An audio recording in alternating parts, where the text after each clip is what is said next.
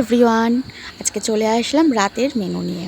দেখো কি করেছিলাম, এখানে আমি চানাটা করে রেখেছিলাম সন্ধ্যার সময়। তারপরে লুচি করতে এসেছি, এখানে আমি লুচিটাকে বেলছি। আর তখন ঠিক হাজির হলেন একজন, সে লুচি ভাজবে। তাই আমরা যখনই লুচি বানাই বা পরোটা করি তখনই দুজনেই একসাথে করি, আমি বেলি আর সে ভাজে। তো সেটাই আজকে দেখাচ্ছি তোমাদেরকে। দেখো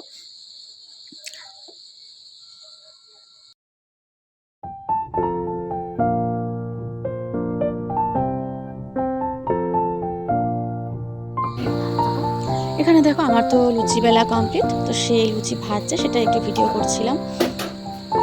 ফার্স্টে লুচিগুলো বেশ ভালো ফুলছিল, কিন্তু যখন ভিডিও করতে গেলাম তখন আর লুচি ফুললো না। তার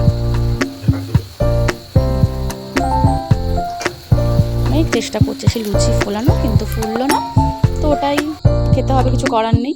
তারপর দেখো, এখানে আমার কাজ শেষ, তো আমাকে তো কিছু করতে হবে, তাই দুজনে আমি একটা ফটো তুলছিলাম। তারপরে লুচি ভাজা শেষ করে খাবারটা রেডি করে দিলাম।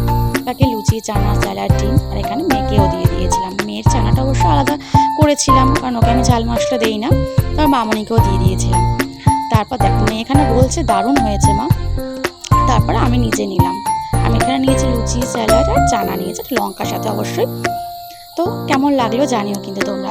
Tata, good night.